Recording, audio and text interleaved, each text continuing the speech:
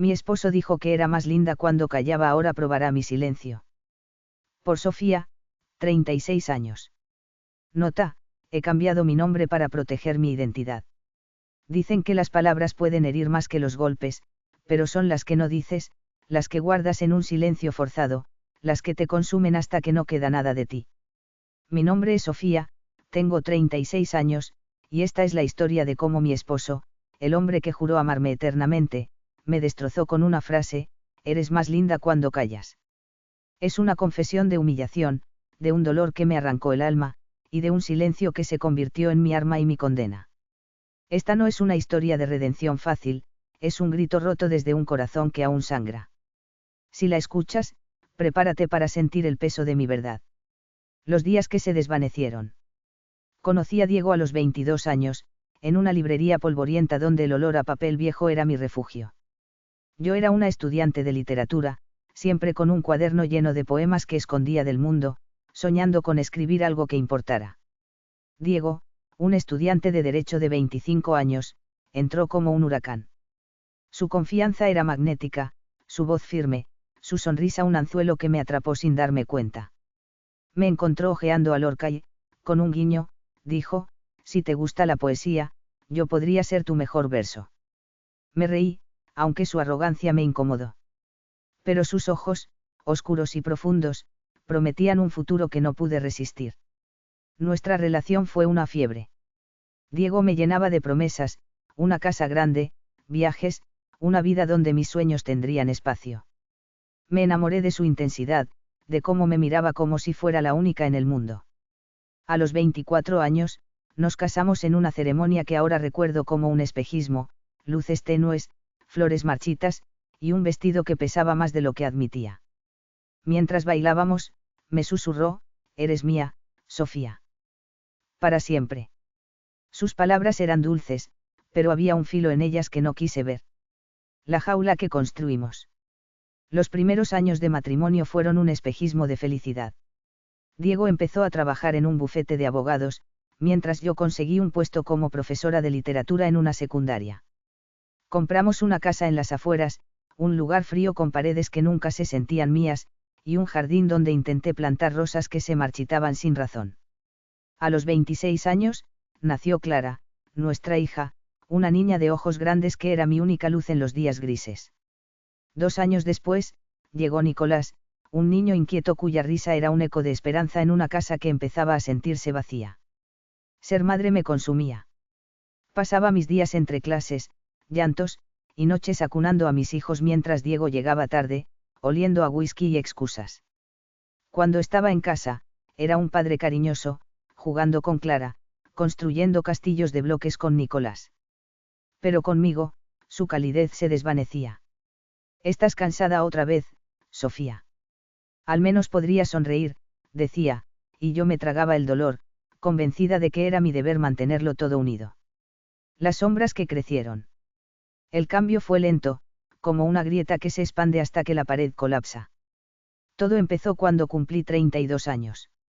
Diego había sido ascendido a socio junior en el bufete, un logro que marcó el inicio de su transformación. Sus jornadas se alargaron, sus viajes se multiplicaron, y sus noches en casa se convirtieron en un desfile de silencios y críticas. Yo intentaba ser su apoyo, preguntándole sobre su día, ofreciéndole un café, pero él me cortaba. No necesito tu interrogatorio, Sofía. Déjame en paz, gruñía, y yo me retiraba, mordiéndome la lengua. Sus comentarios se volvieron más crueles. Ese vestido te hace ver cansada, no puedes arreglarte un poco, la casa es un desastre, ¿qué haces todo el día? Cada palabra era un golpe que me hacía más pequeña. Intenté hablarle de mis clases, de un poema que había escrito, pero él ponía los ojos en blanco. No todos tenemos tiempo para tus fantasías, Sofía, decía, y yo sentía que mi voz se desvanecía, como si no tuviera derecho a existir. Me adapté para sobrevivir. Dejé de compartir mis pensamientos, de leerle mis poemas, de pedirle que me mirara como antes. Me convertí en la esposa que él quería, silenciosa, invisible, una sombra que mantenía la casa en orden. Pero no era suficiente. Cada vez que abría la boca, su mirada me aplastaba, como si mi existencia fuera una molestia. Y yo, estúpida, creía que si callaba más, si me esforzaba más, él volvería a amarme. La noche que me rompió. El momento que destrozó mi alma fue una noche de invierno, hace 2 años. Habíamos invitado a colegas de Diego a cenar en casa. Me había pasado el día limpiando, cocinando un guiso que me llevó horas, asegurándome de que cada detalle fuera perfecto. Durante la cena, intenté unirme a la conversación, hablando sobre un libro de García Márquez que había discutido con mis alumnos. Por un instante, me sentí viva, como la Sofía que escribía poesía y soñaba sin límites. Entonces, Diego me interrumpió. Sofía, no aburras a todos con tus historias. Eres más linda cuando callas, dijo, con una risa que cortó el aire como un cuchillo. Los demás rieron, incómodos, pero yo sentí que el mundo se detenía. Mi rostro ardía, mis manos temblaban bajo la mesa. Quise gritar, defenderme, pero mi voz se ahogó en un nudo de humillación. Terminé la cena en silencio, sirviendo el postre con una sonrisa falsa, mientras por dentro me desangraba. Esa noche, después de que los invitados se fueran, lo enfrenté. ¿Cómo pudiste humillarme así?, le pregunté, con lágrimas quemándome los ojos. Pero él no se inmutó. Era una broma, Sofía. No seas tan dramática. Además, hablas demasiado. Cansas, dijo, y se fue a dormir, dejándome sola en una sala que olía a su traición. Me senté en el sofá, mirando las fotos de nuestra boda en la pared, y por primera vez, entendí que el hombre que amaba ya no existía. Quizás nunca había existido. El silencio que me consumió. Después de esa noche, le di a Diego lo que quería, mi silencio. No fue un acto de rebeldía, sino de derrota. Dejé de hablarle más allá de lo esencial. No le contaba sobre mis clases, no le pedía su opinión, no le compartía mis lágrimas. Me encerré en mí misma, enfocándome en Clara y Nicolás, en mis alumnos, en cualquier cosa que me mantuviera lejos de él. Pero el silencio no era solo para Diego, era una prisión que me construí. Cada día que pasaba sin alzar la voz, sentía que perdía un pedazo de mi alma. Intenté salvar mi matrimonio por los niños. Fuimos a terapia de pareja, pero Diego no veía el problema. No entiendo por qué haces tanto drama. Solo quiero una esposa que no complique las cosas, dijo, y sus palabras eran un eco de la misma crueldad. La terapeuta intentó mediar, pero yo ya no creía en sus promesas. Me miraba en el espejo y no reconocía a la mujer que veía, una cáscara vacía, con ojos hundidos y un corazón que apenas latía. El punto de quiebre llegó cuando Clara, con solo 9 años, me encontró llorando en la cocina.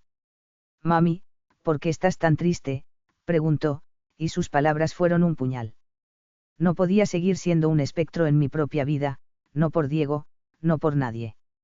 Esa noche, mientras los niños dormían, me senté con un cuaderno viejo y escribí una verdad que me aterró: no podía seguir viviendo así. Merecía más, aunque no sabía qué significaba eso. La ruptura que me desgarró. Decirle a Diego que quería el divorcio fue como caminar hacia un precipicio. Nos sentamos en la cocina, con la casa envuelta en un silencio que pesaba como plomo. No puedo seguir siendo tu sombra, Diego.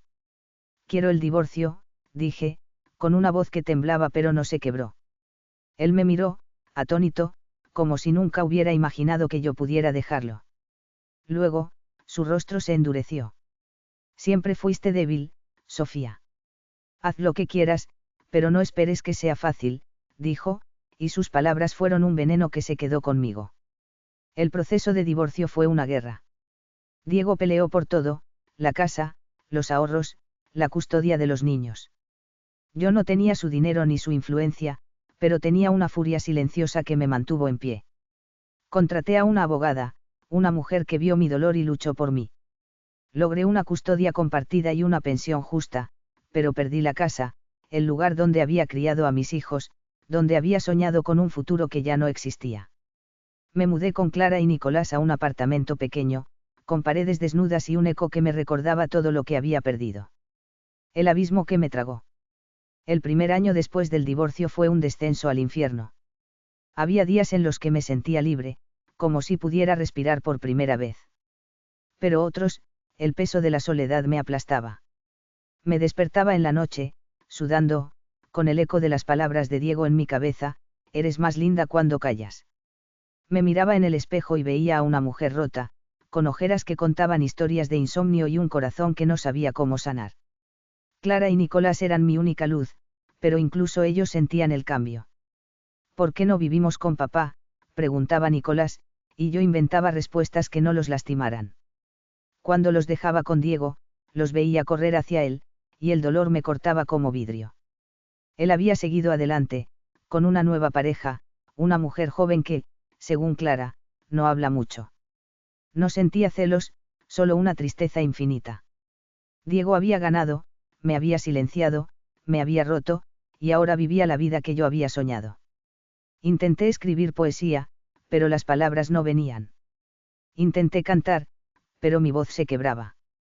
Me encerré en mi trabajo, corrigiendo ensayos de mis alumnos hasta la madrugada, porque el silencio del apartamento era insoportable. Había noches en las que me sentaba con una botella de vino, mirando fotos de mis hijos, preguntándome si alguna vez volvería a sentirme viva. El silencio que me salvó. El cambio llegó cuando menos lo esperaba. Una mañana, mientras ordenaba mi apartamento, encontré un cuaderno viejo de la universidad, lleno de poemas que escribí cuando creía en mí misma. Uno de ellos, titulado Grito, hablaba de una mujer que se negaba a callar. Las palabras me atravesaron, como si la Sofía de 22 años me estuviera gritando que no me rindiera. Lloré, pero no de tristeza, sino de rabia. Rabia contra Diego, contra mí misma, contra el mundo que me había hecho creer que mi voz no valía nada. Empecé a ir a terapia, no para salvar mi matrimonio, sino para salvarme. Mi terapeuta, una mujer de mirada firme, me ayudó a desentrañar el dolor que llevaba dentro. Tu silencio no fue debilidad, Sofía. Fue supervivencia. Ahora, elige hablar, me dijo, y sus palabras fueron un faro en la tormenta. Poco a poco, comencé a reconstruirme. Volví a escribir poesía, pero esta vez, mis versos eran oscuros, crudos, llenos de las cicatrices que Diego dejó. Leí uno de mis poemas en un recital local, y aunque mi voz tembló, el aplauso del público fue un eco de vida. Conseguí un nuevo trabajo como profesora en una universidad comunitaria, donde mis clases sobre poesía latinoamericana me recordaban porque amaba lo que hacía. Empecé a cantar otra vez, no para nadie, sino para mí, en la soledad de mi apartamento, con Clara y Nicolás aplaudiendo como si fuera una estrella. Mi relación con mis hijos se fortaleció. Les expliqué, con cuidado, porque mamá estaba diferente. A veces, las personas se lastiman, pero eso no significa que no las amemos, les dije, y sus abrazos me dieron la fuerza para seguir. Cuando estaban conmigo, hacíamos noches de cuentos, pintábamos, reíamos, y por primera vez en años, sentí que mi voz importaba. El silencio que él probará. Han pasado 2 años desde aquella noche en que Diego me humilló. Mi vida es un lienzo roto, pero estoy pintando algo nuevo. Vivo en un apartamento pequeño, con paredes cubiertas de poemas, dibujos de mis hijos, y una ventana que deja entrar la luz. Estoy trabajando en un libro de poesía, un testimonio de mi dolor y mi fuerza, que espero publicar algún día. Doy charlas en mi comunidad sobre la importancia de alzar la voz, y cada palabra que digo es un acto de desafío contra el hombre que quiso silenciarme. Clara y Nicolás son mi razón para seguir. Aunque la custodia compartida significa que no los tengo siempre, nuestro amor es un lazo que nada puede romper. Les enseño que sus voces importan, que nunca deben dejar que nadie las apague.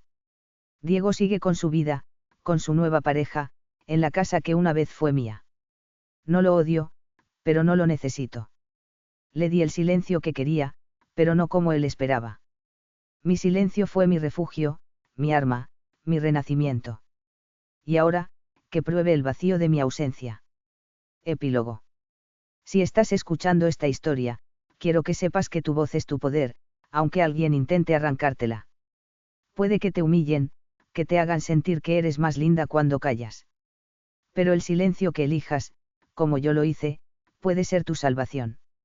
No es un final feliz, porque la vida no es un cuento.